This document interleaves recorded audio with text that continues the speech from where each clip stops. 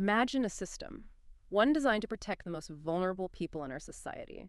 Now imagine that system is exposed not just as inefficient, but as a meticulously organized machine, a machine that extracted hundreds of millions of taxpayer dollars.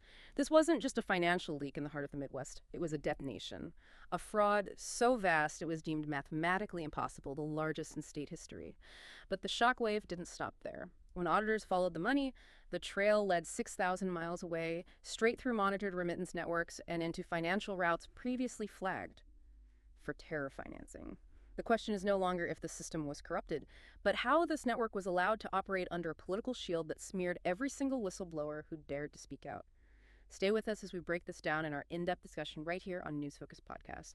And if you find our reporting valuable, please hit the like button and subscribe to support our channel. We truly appreciate it. We have to start with the raw numbers here, just the staggering financial scale of this crisis in Minnesota. We're talking about a failure of oversight so profound that really the only word that fits is detonation. These are public spending figures that didn't just grow. They exploded in ways that just defy all logic. That's the crucial observation. When federal audit teams first started looking at Minnesota's spending in these specific welfare categories, they weren't searching for small-scale waste. They were confronted with data curves that looked like a vertical launch, an immediate, straight-up line. And that was the first clearest signal that the state wasn't dealing with administrative sloppiness. This was a coordinated, systematic attack engineered to siphon off massive amounts of money. Okay, so let's detail the two main programs that really became the epicenter of this financial detonation, because the numbers themselves, they really tell the story. First, you have autism therapy spending. In a shockingly short time frame, spending just skyrockets from about $2.6 million, which was a historically stable figure, up to $122 million annually. And that $122 million figure, that was just the initial finding in one particular program line. Parallel investigations pretty quickly revealed that the ultimate scale of the fraud, across interconnected schemes and different pipeline approaches, was probably closer to $400 million. $400 million. In taxpayer funds just being actively looted. And this explosion in spending, it wasn't matched by any comparable increase in diagnosis rates or population or any real service demand that would justify that kind of surge. It's just not there. It's not. Then the second program that saw this impossible math, as they called it, was Housing Stabilization Services, or HSS. Tell us a bit about HSS and why its sudden spike was so suspicious. Well, HSS is designed to provide very targeted support. It's not rental assistance, but services to help high-need individuals, often people with disabilities or complex medical situations, maintain their housing. Historically, spending on it was negligible. I think one analyst described it as pocket change. Yet, it completely mirrored the autism therapy explosion. It leaped straight up to $122 million in suspicious claims almost overnight. For the audit teams, seeing this parallel movement, these two vastly different programs just detonating at the same time, that was what they called mathematically impossible under any normal conditions. When we say mathematically impossible, we should probably give the listener a little more context. I mean, how do analysts establish that a spending level isn't just inflated, but is actually criminal? They look at benchmarks in capacity. So, for example, if you're billing for a complex service like autism therapy, there's a finite number of certified providers. There's a finite number of eligible patients, and there's a cap on the hours of service per patient. When the billing total suggests that a single provider is somehow treating hundreds of patients at the same time, or that the population receiving the service has tripled without any corresponding increase in qualified professionals, well, the data flags that as an extreme anomaly. So the system itself can tell you something is wrong? Exactly. In Minnesota, the total amount billed implied that services were being provided at rates that just exceeded the logistical capacity of the entire region. It signaled that providers were generating claims for, ghost services, duplicate patients, or for services that were just never rendered at all. The scale was so vast that it had to have a massive centralized structure coordinating all the false billing. And that coordination, that brings us right to the analysis that changed everything. Connecting this Medicaid and HSS fraud with the scandal that had already put Minnesota on the map, the $300 million Feeding Our Future meal program scam. That synthesis, that was the moment federal agencies realized they weren't fighting separate crimes. They were dismantling a single, vast criminal enterprise. When investigators studied the Medicaid and HSS fraud filings, they discovered identical patterns to the Feeding Our Future case. And these weren't, subtle similarities. They were what sources call coordinated signatures. Coordinated signatures. What exactly does that mean? How did they confirm it was the same machine? It means the fraud network used the exact same playbook. For instance, they used identical shell company structures. They would register different nonprofits or service providers at the same physical addresses, sometimes literally just mailboxes, that had already been tied to the Feeding Our Future scheme. So they weren't even trying to hide the connection. It seems not. They also used nearly duplicate paperwork structures, often involving the same lawyers or notaries. And maybe most damningly, they had shared staff rosters or even patient lists across what were supposed to be totally independent organizations. This confirmed that the moment the Feeding Our Future program came under scrutiny, the criminal network didn't just pack up and leave. It just pivoted its entire established infrastructure, its machine, into a new financially lucrative target, the Medicaid and housing support systems. That speaks to an incredible level of, I guess, criminal innovation, doesn't it? A network that adapts faster than the state government can even enforce its own rules. Absolutely. And this really highlights the unforgivable failure of state-level oversight. The Feeding Our Future scandal was enormous. It should have been a massive red alert. It should have led to the immediate imposition of the most stringent auditing procedures possible across all state-administered federal funds. But instead, the lack of immediate, tough enforcement allowed the criminal mechanisms to spread like a virus. They exploited that administrative weakness. They were basically feeding off the expectation that enforcement would stay lax, especially in programs serving high-need or, specific diaspora communities. But the state was warned. This isn't a case where the fraud was undetectable. We have numerous reports that whistleblowers, people on the ground, professionals, auditors, they were raising flags, they were shouting about these impossible numbers for years. The sources confirm that. The warnings were abundant and they were urgent. People were questioning the sudden influx of money, the dubious nature of some of these service providers, and just the logistical improbability of the billing volumes. However, those voices, they weren't just ignored, they were actively suppressed through a political mechanism that created this impenetrable shield around all the illicit activities. Describe that. What was the political cost of questioning the system? It was immediate and it was punitive. Anyone who dared to question the exploding expenditures, particularly in programs serving the large Somali diaspora community in Minnesota, they faced a swift and organized campaign of defamation. Critics were immediately smeared. They were labeled as bigots, racists, xenophobes. The standard playbook. And it was brilliantly effective. By making any inquiry into the spending politically toxic, it essentially froze local officials and state auditors. It rendered them incapable of performing their fundamental duties without risking, career destruction and public condemnation. So the criminals weaponized identity politics to basically get administrative immunity. The system was designed to protect the vulnerable, but the political climate was manipulated to protect the fraudsters. That is the exact conclusion that investigators drew. And it took an external force, the federal government, to finally puncture that shield. It wasn't until a federal audit team, specifically those under the Trump administration, arrived with a purely numbers-based mandate that the political labels became irrelevant. They treated the whistleblower claims with the seriousness they required, focusing only on the mathematical impossibilities of the billing data. They just bypassed the political defense mechanism that had paralyzed state action for so long. And that external pressure was the first necessary step to shifting the narrative from a culture war to what it was, a massive criminal investigation. And once that political armor was breached and the audit team started digging deep into the financial ledger, the money trail they uncovered, well, it didn't just stay in Minneapolis. That trail led directly to a situation that demanded the immediate attention of Homeland Security and the Treasury Department. It revealed a global pipeline. That's right. And that's when the fraud ceased to be a domestic story and really became a national security concern. The realization among the federal analysts was just stunning. The dollars were not accumulating in U.S. bank accounts or in local real estate. They were leaving the country almost as fast as they were stolen, using these very sophisticated international remittance networks. And the vast majority of these funds were being funneled directly into Somalia, over 6,000 miles away. Can you elaborate on these remittance networks? We hear the term, but what does it mean in the context of money laundering and counterterrorism? Sure.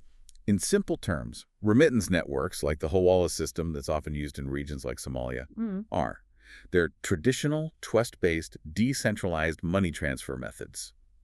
Crucially, They operate outside the traditional regulated international banking system. So off the grid, essentially. Very much so. Right. They rely on trust between agents, transferring value without the physical movement of money, or the creation of paper trails that are visible to Western financial regulators. And this opacity, it makes them incredibly attractive to criminal organizations because transactions are fast, they're cheap, and they're extremely difficult for government agencies to trace unless they know the specific patterns to look for. And what were the patterns that Treasury analysts were seeing that raised such immediate aggressive alarm bells? They weren't seeing random transfers. They identified deliberate and specific financial fingerprints. We're talking about identical clusters of repetitive non-standard amounts, often just below reporting thresholds, flowing through very specific transfer chains. These routes, these specific money traders and transfer nodes, they were not new to U.S. intelligence. They were already cataloged. The fraudulent benefits money, whether it was from autism therapy or HSS, was being pushed through routes that U.S. counterterrorism agencies have been actively monitoring for years. So this was like a known highway for black money. It was a clear pipeline. It confirmed that the network wasn't just domestically sophisticated. It had seamless international connections capable of moving millions of dollars very, very rapidly. The flow of these huge sums of taxpayer money-stolen Medicaid funds just drifting into money traders operating in districts known for extremist presence was alarming enough to warrant that immediate national security escalation. And that escalation was specifically because of the chilling discovery that these routes matched known terror financing pathways. Precisely. The moment Treasury analysts ran the aggregated data, national security teams were pulled in. The specific financial pathways being used to move the Minnesota welfare dollars bore an, and this is a quote, eerily similar resemblance to routes that had been identified in previous terror financing investigations tied to al-Shabaab. Al-Shabaab being the al-Qaeda-linked extremist group in Somalia. The very same. They maintain significant control and influence in parts of Somalia, and they rely heavily on opacity and decentralized financing to sustain their operations. Now, we have to be crystal clear on the nuance here, given how politically volatile this topic is. What is the explicit federal agency statement regarding the direct funding of terrorism? The federal government has been very cautious and very specific on this point. Federal agencies have not issued a definitive public statement declaring that the Minnesota welfare dollars directly funded al-Shabaab terrorism. That specific charge has not been proven or released. However, and this is the critical point, the financial patterns and the massive volume of cash moving along routes used by extremist groups were so concerning that the entire investigation was immediately escalated into a national security priority. It was about mitigating a potential high-risk vulnerability in the U.S. financial pipeline that an organization like al-Shabaab could exploit. So the moment those potential terror links surface, the investigation really shifts from forensic accounting to a focused, organized crime sweep. And this brings us to the actual arrests, which confirmed the deeply organized nature of this whole enterprise. The gravity of the investigation was felt very deeply within the Minnesota community, particularly as the number of arrests climbed. It eventually shocked the entire Somali diaspora with, I believe, the 74th arrest. These were not random or isolated acts of fraud, they were deeply networked. And a key example here is the arrest of Ahmed Naji Sheikh. What made Sheikh's arrest so significant to this narrative of organized crime? Well, Sheikh was arrested and accused of laundering the stolen dollars, primarily from the earlier Feeding Our Future operation. But his significance wasn't just his alleged crime, it was his family connection. He was identified as the brother of Abiaziz Farah, who had already been handed a massive 28-year federal prison sentence for personally stealing over $50 million in the FOF scheme. So you have brothers involved in different parts of the same massive criminal operation. Exactly. When investigators find siblings and known high-level associates operating in parallel pipelines, stealing hundreds of millions of dollars, the conclusion is, well, it's inescapable. This is a highly centralized, sophisticated, organized criminal network that successfully infiltrated a massive portion of the state's public assistance infrastructure for years. This is criminal infiltration at its highest level. The moment that federal hammer dropped and the organized crime links were undeniable, the political fallout was immediate and it was explosive. We have to look at the reaction of Congresswoman Ilhan Omar, who had previously been a fierce defender against any scrutiny of the community and these spending programs. The political pressure just became unbearable when it was clear the federal investigation, which was driven by this non-negotiable financial data, was not going to be dismissed. And Omar's response was, sharp and very defensive. She appeared on a stage in Minneapolis and delivered this passionate, high-stakes public address. Sources describe the speech as frantic. What was the core political message she was trying to deliver in the face of all this mounting evidence? The objective was immediate damage control and a political rallying cry. She was intensely emotive, repeatedly asserting that the accusations of widespread fraud linked to the community were baseless. She specifically and repeatedly said there was not a single piece of evidence to support the claims of criminal activity. Not a single piece of evidence. You're right. And for observers, this appeared to be an act of political desperation. I mean, when federal agents are executing dozens of search warrants and filing charges against individuals connected by family and by their operational structure, a simple denial like that, it just signaled political panic rather than confidence in the facts. That public reaction was followed almost immediately by a decisive, unapologetic declaration from then-President Trump. When he was asked about the scandal and the role of the Somali community, he escalated the issue from a local fraud case to a fundamental question of immigration policy. His statement was a landmark political moment. It was a direct, unfiltered response that tied the criminal investigation into his larger policy platform. When asked about the community's involvement, the president's statement was clear, and I'm quoting here, "Somalians have caused a lot of trouble. They're ripping us off for a lot of money. We're not taking their people anymore, and we're getting a lot of their people out." That quote it was more than just rhetoric. It was an instant reframing of the entire issue. Absolutely. It took the matter out of the state administrative review sphere and escalated it to a federal, national security, and immigration integrity issue. By connecting the financial fraud directly to a failure of immigration control and vowing policy change, specifically targeting immigration and removal, Trump fundamentally changed the political dynamic. He forced the entire political apparatus, especially Democrats in Minnesota, to defend an immigration policy framework that, in his view, had enabled and protected this massive financial crime. This escalation gave the federal investigators immense political cover and momentum. And that momentum immediately translated into a coordinated, government-wide federal sweep. It was internally described as a SWAT team, but on paper, targeting all these bureaucratic weak spots across Minnesota. The federal response was just unprecedented in its coordination and scope. It was a synchronized attack on the problem, leveraging the unique powers of various federal agencies that, they typically don't work in concert on local fraud cases. So let's detail the specific actions taken by the key agencies after the president's policy signal. The directives were very clear. First, the Department of Justice, the DOJ, immediately expanded its fraud task network dedicated just to Minnesota. They deployed additional resources, not just for the Feeding Our Future and Medicaid cases, but to hunt for any connected financial activity. It signaled a clear intent to prosecute every conspirator under the most serious statutes possible, maybe even including RICO charges for organized crime. And then DHS got involved. Second, the Department of Homeland Security immediately leveraged its authority. Following that national security flag, DHS pulled immigration reports and records for every single individual identified as a high-risk suspect in the investigation. That action alone put intense pressure on suspects who now knew their immigration status was under federal review. So the Treasury Department stepped up its game as well. Third, yes. The Treasury, working with financial intelligence units, widened its remittance tracking net substantially. They moved beyond just observing known routes and began actively flagging and intercepting unusual transfer clusters in real time. They were essentially mapping the financial circulatory system of the fraud network to disrupt ongoing operations. And finally, the auditors. And finally, federal Medicaid auditors and the Office of the Inspector General began an exhaustive, line-by-line forensic excavation of 5 years' worth of claims. They weren't looking for rounding errors. They were instructed to treat the entire database as compromised, ensuring no fraudulent entry, no shell company, no false claim was missed. This level of synchronized pressure, it suggests an internal directive that changed the standard operating procedure for every federal employee touching this case. That's right. The directive was reportedly very aggressive. Treat every unexplained transfer as suspicious until proven otherwise.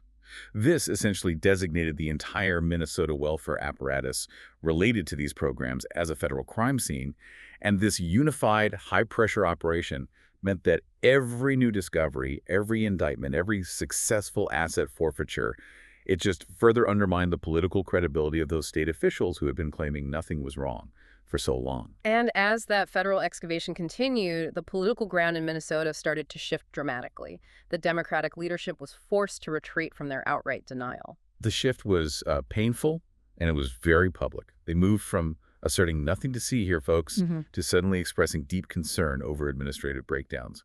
The governor's office in particular tried to minimize the damage by framing the situation as a failure of procedural checks and balances, rather than a failure of political will or oversight culture. A system failure, not a leadership failure. Precisely. Local officials were scrambling for credibility. They held press conferences to distance themselves from the fraud while trying to show they were now taking action. And we also saw the quiet digital scrubbing of history. Exactly. Local Democrats and political organizations quietly and quickly began removing public statements, tweets, and press releases where they had previously dismissed whistleblowers or attacked critics or vouched for the system's integrity. The liability was no longer theoretical. The scandal represented hundreds of millions of taxpayer dollars vanishing into international criminal networks, directly under the watch of leaders who had asserted this system was robust and that the critics were merely prejudiced. The complete collapse of their core narrative created just massive political exposure. And this vulnerability created the perfect target for the Republican counterattack, which labeled the whole situation political Armageddon for the state's leadership. The GOP seized that narrative opportunity immediately. They blasted state leadership for a culture of willful blindness, demanding full accountability for years of oversight failure. For conservative media and critics nationwide, the Minnesota scandal became this potent symbol, a definitive example of the perceived failures of progressive governance. And what was that perceived failure specifically? The argument was that prioritizing identity politics and political correctness over strict enforcement and security allows criminal activity to flourish unchecked, especially if the fraudsters happen to belong to a politically protected demographic. And President Trump's earlier intervention, tying the scandal to immigration, gave the GOP a powerful national weapon. It was a masterstroke of political framing. By connecting the local fraud directly to the failure of sanctuary-style policies and overall immigration integrity, Trump ensured the issue wasn't just about local mismanagement. It became a national policy debate. He validated the concerns of millions who felt the system was being exploited, while his opponents were left scrambling to defend the integrity of a system that was demonstrably compromised. Every new arrest, every unearthed financial scheme, just served as concrete proof for the Republican claim that the system was broken by design or at the very least by neglect. Right in the middle of this high-stakes political storm, old contentions about Congresswoman Omar's personal background resurfaced online, specifically claims related to her family standing in Somalia before the Civil War. This added a very complex layer to the ongoing political discussion. And it's crucial to remember these were widely circulated claims, not confirmed factual findings from the federal investigation, but they were intensely debated in political commentary. The claims suggested that her family wasn't simply fleeing the ravages of war, but that they were part of a political elite tied to specific factions or tribes at the pinnacle of power before the country collapsed. So how did the resurfacing of these claims influence how the public and political observers viewed her vigorous defense against the fraud allegations? Well, when combined with the pre-existing tensions and complexities of Somali tribal politics and rivalries within the diaspora, these claims dramatically shifted the lens through which her political actions were viewed. Her emotional public denial, for some observers, it stopped looking like simple moral outrage against xenophobia. Instead, it was reframed as a high-stakes matter of perceived political survival, deeply entangled with loyalty to specific factions within the community and defending the integrity of specific groups under this intense federal scrutiny. This complicated narrative made the political fallout even more volatile. It turned it into a debate about deep loyalty, not just political ideology. And ultimately, the sheer scale and complexity of this criminal infiltration mean Minnesota is no longer dealing with a local anomaly. It has become the epicenter of a national reckoning on welfare oversight and security vulnerabilities. The investigation uncovered a pattern so pervasive and so reckless in its exploitation that the ripple effect has been enormous. Governors and lawmakers across the country, particularly those administering large federal welfare funds in states with significant diaspora communities, are now demanding immediate briefings. They're checking their own state books in a panic, fearing that similar organized criminal networks might have established identical pipelines in their own jurisdictions, feeding off the exact same vulnerabilities exploited in Minnesota. So the wider significance of this deep dive, it goes far beyond the fraudulent claims themselves. This is a story about the intersection of financial integrity, national security, immigration oversight, and and the desperate need to restore public trust in institutions that fundamentally failed the American people for years due to a toxic combination of administrative weakness and political deflection. The scale of the criminal enterprise revealed by this federal sweep really can't be overstated. It exposes a profound structural vulnerability in how easily public assistance programs, which are designed for accessibility and trust, can be weaponized by sophisticated organized networks with international ties, particularly when political resistance to oversight paralyzes enforcement. The audacity and longevity of the fraud demand uncompromising accountability and systemic restructuring. Thank you for leading us through this incredibly complex story. The implications of this investigation will shape policy debates for years to come. That's all for this deep dive. But it leaves us with one haunting question. If the guardians of the rules are the first to break them, who is left to protect the game?